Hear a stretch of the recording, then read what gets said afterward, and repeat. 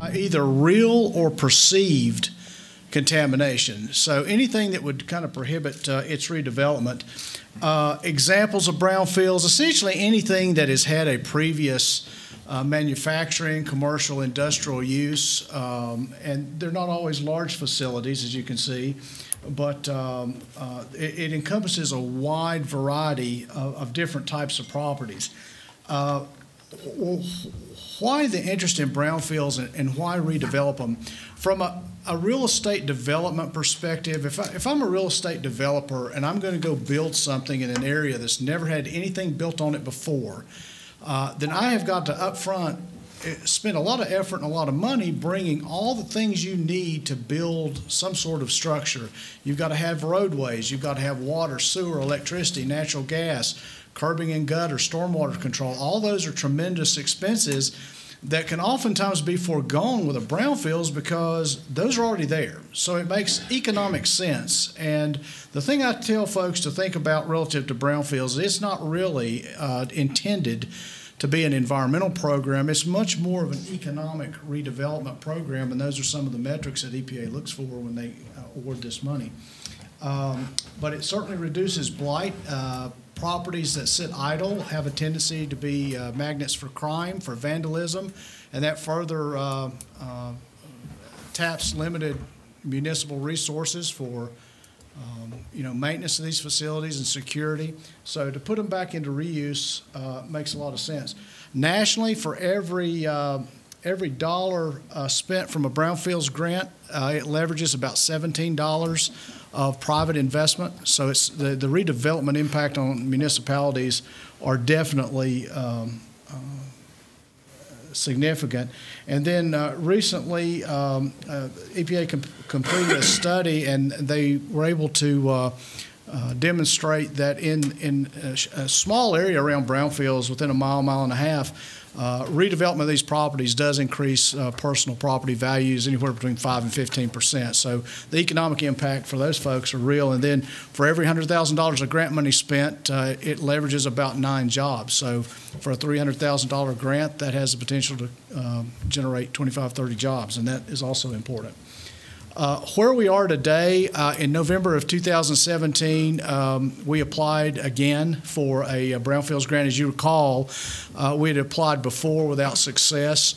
These grants are unbelievably competitive on a national basis.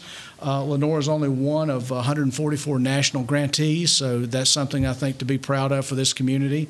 And again, we compete on a national basis with everybody, so they are competitive.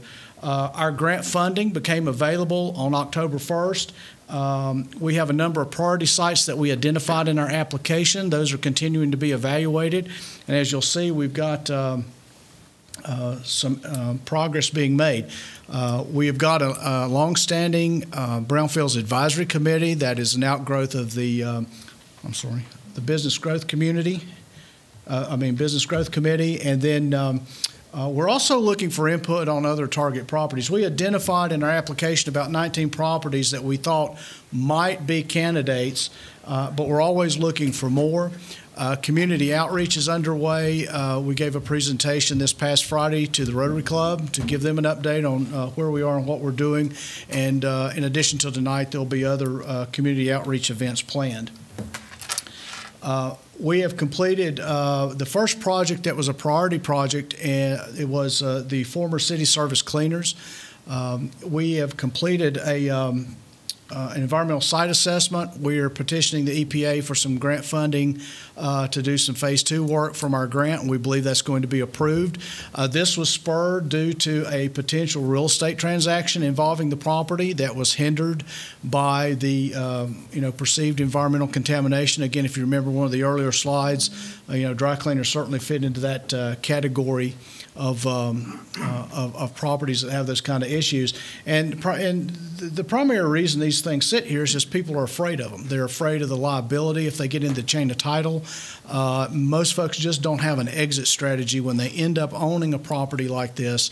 And the Brownfields approach is a good way to mitigate everybody's liability and put these properties back into economic reuse, create additional tax base and job growth. The other site that we're working on, and as part of our application that we put in, the city currently owns 15-acre property, a former Brownfields plant. This site we already know is Brownfields eligible. We've got a letter of eligibility. What we didn't have was the funding to take it through to completion. Well, fortunately, with Brownfield grant monies, you can use a portion of those monies to take a site like this that's owned by a municipality through a state Brownfield program and get a Brownfield agreement. The Brownfield agreement provides liability protection for a prospective developer. That liability protection is transferable, and unfortunately in North Carolina, our program does provide some property tax benefits, and on larger developments, these are certainly significant. It's a sliding scale, but in general, over a 5-year period, you get about half your improved value credited back towards your property tax. So the difference between the unimproved and the improved, you get a good majority of that back. There are companies that specifically look for these types of properties simply because they can leverage a pretty good deal for themselves for redeveloping. We are also soliciting some additional funding to help with some debris removal, and then we'll use the grant monies to complete some Phase 2 activities that'll be required in order to what we believe will be required to take it through the Brownfields program. So those are two. We've got others that we're looking at, and we've got, I think, in terms of our discussions with EPA, we have monthly update conference calls with our EPA project manager. You know, they're happy with where we are. We've hit the ground running. What we're looking for and what the EPA wants us to focus on are sites that have a high probability for redevelopment. Anything that would that you have a private interest in that would benefit from this is certainly something we take a look at. They're looking for not just to take the money and assess a bunch of sites. They want to see them put back into reuse. Again, it's an economic development program and not an environmental program. So they're looking for job growth and non-residential tax base increase, and that's part of the metrics that they look for when we report to them. One area that has significant interest because of some investment activity in the area is the Fairfield South area. The city has a number of priority sites clustered very close together that have some private entity interest, and we're going to be reaching out to those folks and working with them to see what we can do relative to our grant to help them move those projects forward. Radford is our city project manager. I manage it on behalf of the city for Mid-Atlantic. Brian Gross is our EPA Region 4 manager down in Atlanta. He's been very helpful to us, and we're probably going to add a community outreach liaison at some point. We're just a little bit too early in the game to do that. If there are any questions, I'll be happy to entertain any questions you might have or any comments. Okay. Anyone have any questions? No, I mean, I just want to say, I know you've heard me say this before in the past, that this has been a long process and a lot of work, a lot of hours, a lot of man time, a lot of woman time have gone into doing this, to making this happen. So I specifically want to thank Radford and his team and Greg for really pulling this together. This has been something that I personally have been working with the city and Lane and Mr. Hildebrand and all that stuff since I've been elected, so it's almost 8 years of work that's gotten us to this point. And so the fact that we've got a grant and we're moving forward and identifying these sites and starting to clean it up, it's really cool to kind of see it come into action. So this doesn't just happen overnight, and just when people realize how much work goes into just doing this, it really makes you appreciate what we're doing to make this community better. So, well, just to try to put it into perspective, you know, I said earlier that the grants are competitive, but I'll give you an example. A year or so ago, I wrote a grant for a small municipality, much smaller than Lenore. The EPA evaluates these grants. There's a 200-point scale, and they tell you what the points are and how they're assigned. This particular grant scored 195 out of a possible 200 points and did not get funded. Mm-hmm. So that just you just about have to be perfect with the story. These are not huge documents. 15 pages. You got to tell your story in 15 pages. And it sounds easy, but it's extremely difficult and competitive.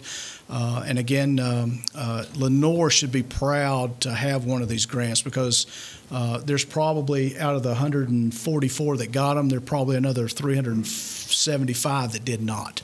So it'll really make an impact on the community. It certainly will. Well, thank you very much for having me. I certainly appreciate it, and I look forward to giving you more positive updates in the future. Thank you. Thank you. Thank you. Thank you, Greg. Appreciate all your work on it, and we're excited that we are at this stage and moving along and identifying things, and already have a piece of property that could hopefully be back in good use here in the future. Oh, yeah, that's another thing, too. Radford just reminded me, this grant is a 3-year grant, so we've got 3 years, so there's no real rush to try to accomplish a lot, but we need to kind of move through it. But we've got 3 years. It's been my experience in working municipalities.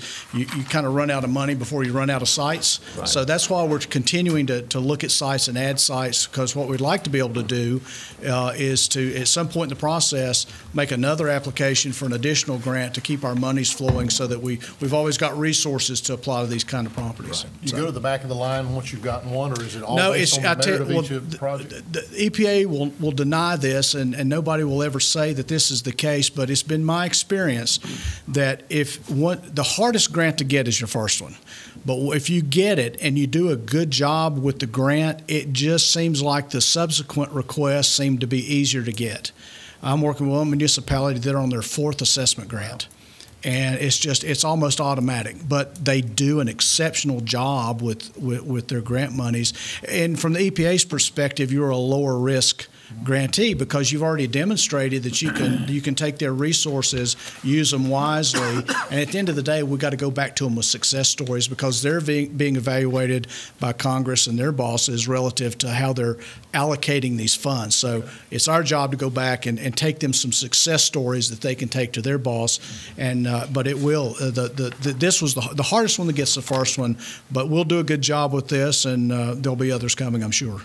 Great. Thank you very much. I appreciate it. Thank you. Thank you very much, Greg.